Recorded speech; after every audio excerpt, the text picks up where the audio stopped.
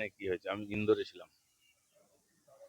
কি ঘটনা হয়েছে জানি না আমি। বিশ্ববিদ্যালয় দখলের চেষ্টা হয়েছে, এবিভিপি বনাম এসএফআই বনাম পুলিশ বনাম ধস্তাধস্তি ডিম এবং যাদবপুরের যে এমব্লেমটা ছিল গেটে লাগানো বিশ্ববিদ্যালয়, সেটা আবার খুলে নেওয়া হলো কেন? দেখুন, পরিবর্তন হয়েছে, অনেক কিছুই হবে। 6 মাস অপেক্ষা করুন একটু।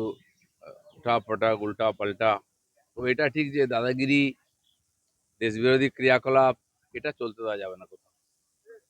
যাদবপুরে একাধিকবার দেশবিরোধী স্লোগান উঠেছে, যাদবপুরে পাকিস্তানের পক্ষে স্লোগান উঠেছে, দেওয়াল লিখন ছিল পাকিস্তানের পক্ষে।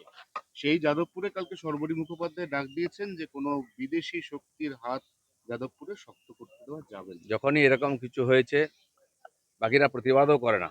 টিএমসি এদেরকে পুষে রেখেছিল, দেশ বিরোধীদেরকে। আমাদের লোকেরা ওখানে সার্জিক্যাল স্ট্রাইক করেছিল। আমি বলেছিলাম এগুলো চলবে না, বন্ধ করুন, এবং সেদিন আমরা করেছিলাম। এসএফআইয়ের অফিস টফিস ভেঙে দেওয়া হয়েছিল।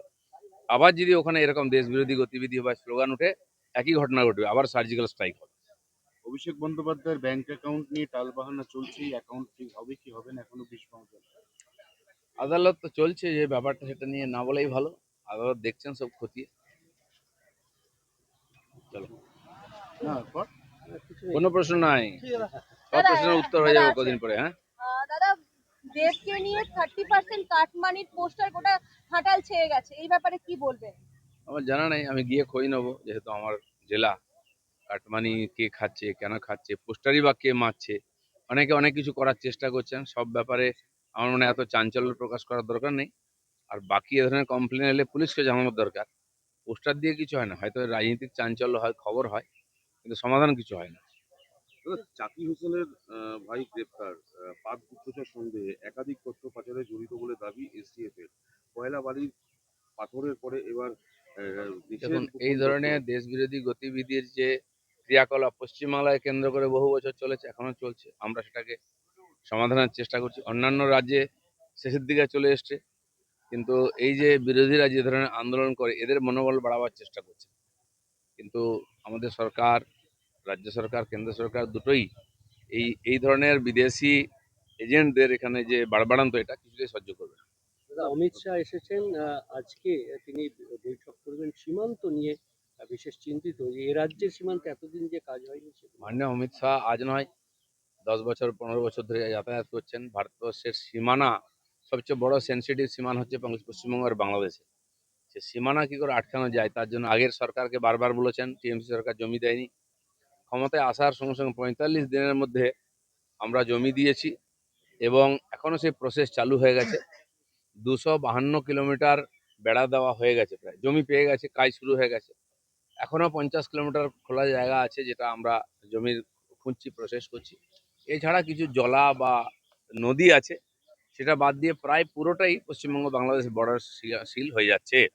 তো মাননীয় অমিত শাহ খুব সিরিয়াসলি বিষয়টাকে নিয়েছেন, এবং প্রতি মাসেই প্রায় এখন আসেন।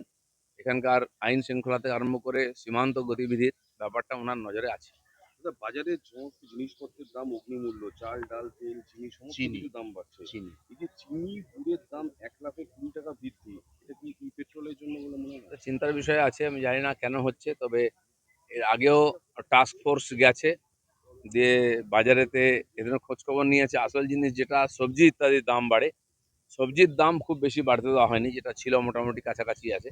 কিন্তু এই ধরনের কিছু বিশেষ বিশেষ ব্যাপার, যেমন পেঁয়াজের দাম হুট করে বেড়ে যায়, চিনির দাম, এগুলো সিন্ডিকেট চলে।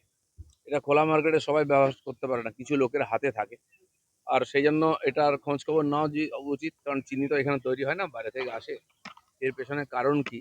অনেক ধরনের চক্রান্ত চলছে, আর তার মধ্যে না পড়ে কেন্দ্র সরকার বিশেষ করে ব্যাপারটা দেখবে। আমাদের তরফ থেকে আমরা নজর রেখেছি। অনেকে বলছে যে আখে যেহেতু ইথানল থাকে, ইথানলটা পেট্রোলে মিশছে, আখের স্টক আর প্রায় নেই বললেই চলে এবং তার প্রভাবটা চিনির দামে পড়ছে। না, আখের যদি বিক্রি হয়, আমরা জানি এর আগে আমাদের আখ চাষিরা আখ কাটতো না, দাম পেত না। যেমন এখানে আলু, ধানে ইত্যাদি হতো, সবজিতে ঠিক। তারপরে সেই আখ নিয়ে গিয়ে নিয়ে যেত, লাইন করে দাঁড়িয়ে থাকতো, বিক্রি নিত না মিল। হওয়ার পরেও লক্ষ লক্ষ লিটার আখের রস ফেলে দিতে হয়েছে, তখন মার্কেটের অবস্থা এমন ছিল। আজ আখ বিক্রি হচ্ছে, আখ চাষিরা পয়সা পাচ্ছেন, কিন্তু তার জন্য লিমিটেশন আছে। আলাদা করে ইথানলের প্ল্যান্ট তৈরি হচ্ছে বিহার ইউপিতে, তার জন্য চাষ হচ্ছে আলাদা। আমার মনে হয় না এখান থেকে ক্রাইসিস হবে, এত বাড়ার কোনো কারণ নেই। পাট, কোনোদিন সহায়ক মূল্য পেত না। এবারে কেন্দ্র সহায়ক মূল্য দিচ্ছে 600 টাকার নিচে কুইন্টাল, বিক্রি হচ্ছে 800 টাকা। তো চাষিদের পক্ষে লাভ হয়েছে এটা, কিন্তু কালোবাজারি করে সাধারণ মানুষের মধ্যে ক্রাইসিস তৈরি করাটা এটা অনুমতি দেওয়া যায় না।